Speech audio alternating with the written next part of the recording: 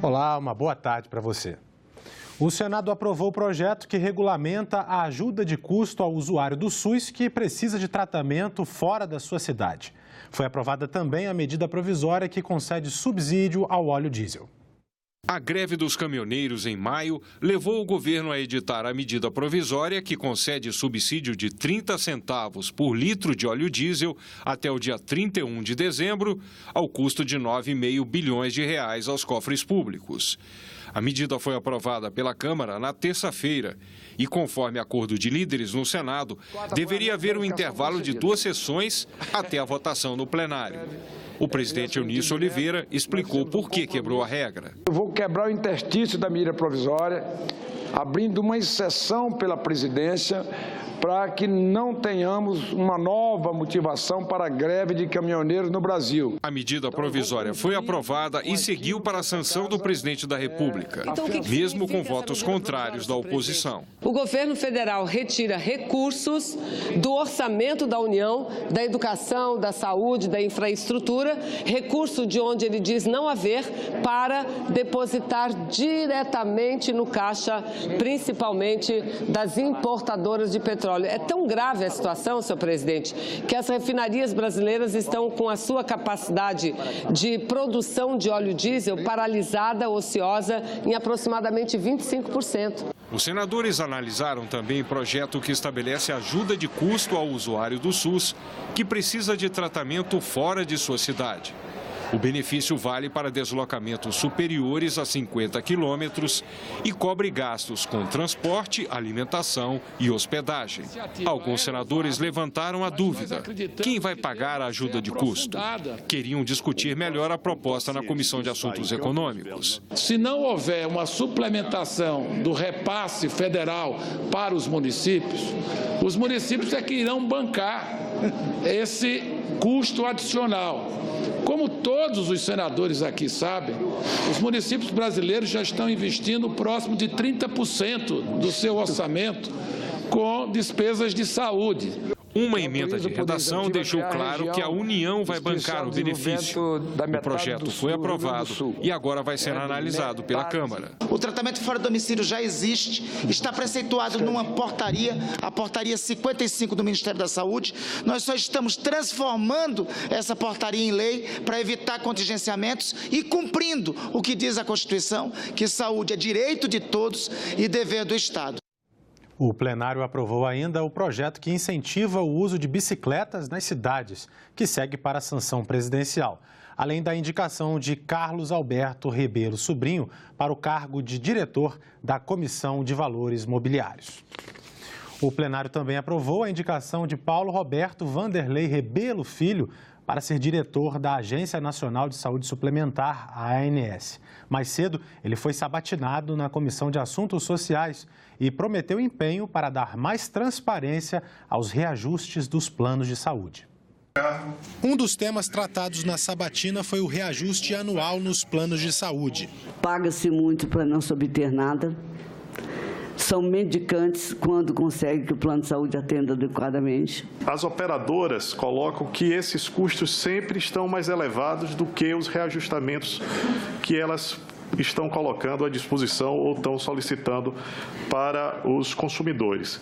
Como é que a gente pode fazer com que esses custos sejam indexados e esses indicadores fiquem mais transparentes? Eu acho que a assimetria de informações existentes entre os planos de saúde, entre os prestadores de serviço, fazem com que a gente não consiga chegar no número possível e dentro da realidade do reajuste em si. Mas eu acho que eu me comprometo, uma vez estando lá à frente da agência, tentar dar um pouco mais de transparência a todo esse processo. Para melhorar a situação do SUS, o indicado, que já foi chefe de gabinete do ministro da Saúde, propôs mais investimentos na prevenção de doenças. A gente não tem prevenção no Sistema Único de Saúde e nem na saúde suplementar, é estimular um pouco isso para as operadoras, eles poderem estar fazendo esse tipo de incentivo, estimulando para que as pessoas façam a prevenção, porque com a prevenção faz com que reduza os valores pagos no Sistema Único de Saúde e na saúde suplementar como um todo.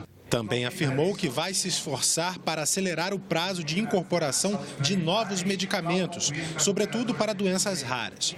E disse ser defensor do prontuário eletrônico, que poderia melhorar o atendimento nos hospitais. Em qualquer lugar do país, seja no norte ou sul, você continuar verificar como é que foi esse tratamento, qual foi os exames que foram solicitados, acompanhar o paciente de forma como um todo e não fragmentada como é hoje, e acaba aumentando o custo da saúde como um todo.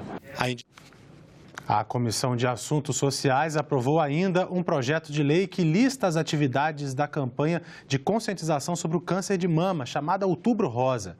Entre as ações estão a iluminação de prédios públicos com a cor rosa, a promoção de palestras, eventos e atividades educativas e a veiculação de campanhas publicitárias sobre o assunto.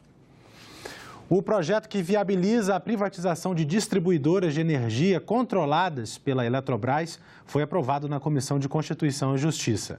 Outras duas comissões analisaram a proposta, que será agora votada em plenário. Em menos de 6 minutos e sem debate, a proposta foi aprovada na Comissão de Constituição e Justiça. Senadores que chegaram um pouco depois da votação protestaram. Você votar com plenário vazio, um projeto desse, isso aqui tem que ter seriedade. Peraí. Eu estou querendo dizer que eu vou lhe dar a palavra. Eu vou lhe dar a palavra. Eu estou aqui indignado. Vender qualquer ativo de qualquer empresa estatal, principalmente da Eletrobras, a essa altura do acontecimento, é fim de feira de um governo desmoralizado. Esse governo não tem condições de vender uma cibalena na esquina. Quanto mais vender ativos da Eletrobras.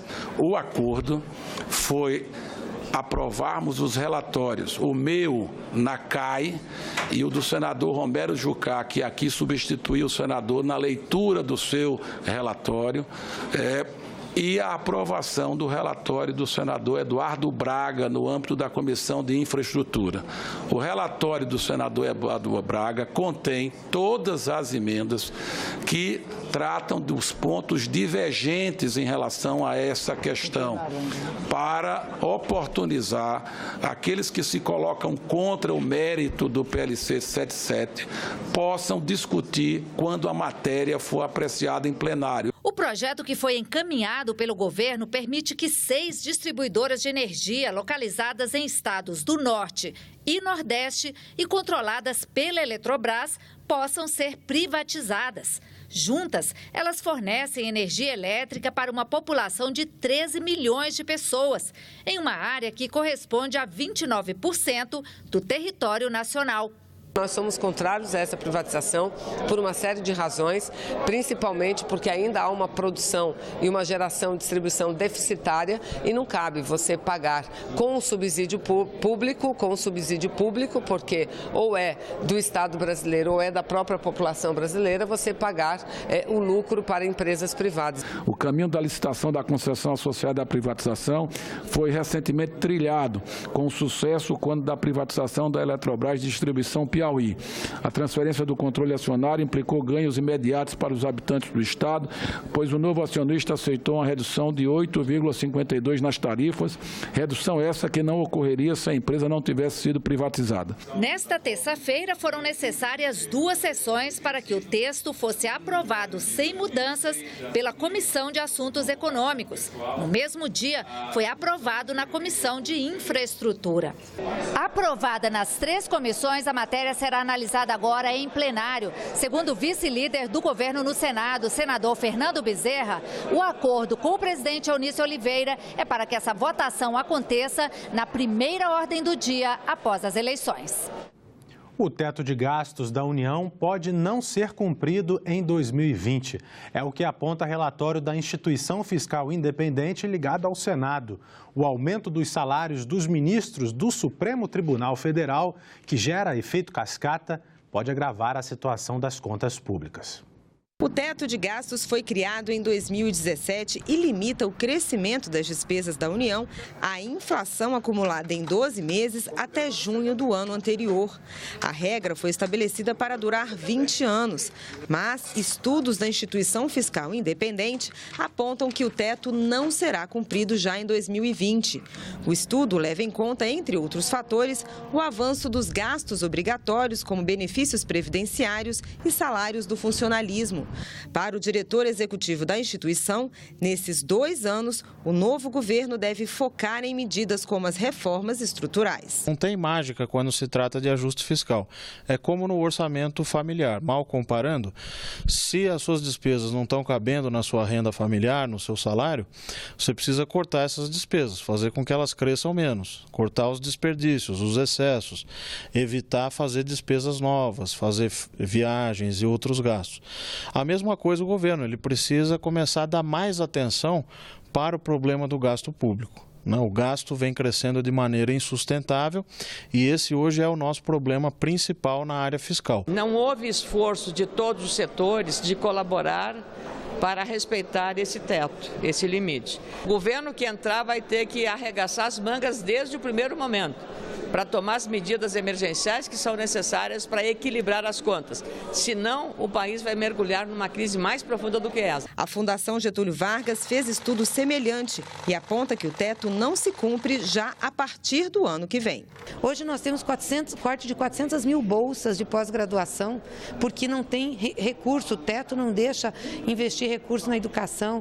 Nós estamos com problemas em programas como farmácia popular, nas unidades de saúde, problemas nas escolas, na assistência social. Se nós não revogarmos essa emenda constitucional, o povo brasileiro vai sofrer mais do que já está sofrendo. Para segurar as contas, o governo editou uma medida provisória adiando para 2020 o reajuste dos servidores públicos federais. Mas se o aumento para o Poder Judiciário autorizado pelo governo for aprovado aqui pelo Congresso, pode dificultar ainda mais o cumprimento da regra do teto de gastos. Isso porque o reajuste do salário dos ministros do Supremo representa na prática a ampliação do teto do funcionalismo e o efeito cascata pode aumentar o rombo nas contas do governo. Eu acho esse aumento um absurdo, escandaloso. Esse pessoal não sabe o que está acontecendo no país, com a vida do povo. O povo está tendo redução de salário, está tendo desemprego. O sentimento da população é de revolta. Nós temos que respeitar a harmonia dos poderes, temos que respeitar o teto constitucional que foi estabelecido do ponto de vista de valores para cada um dos poderes, para que a gente faça isso do ponto de vista de entendimento e não de confronto entre os poderes. Ficamos por aqui. Você pode rever as reportagens desta edição na nossa página na internet, senado.leg.br/tv. Obrigado pela sua companhia e até a próxima.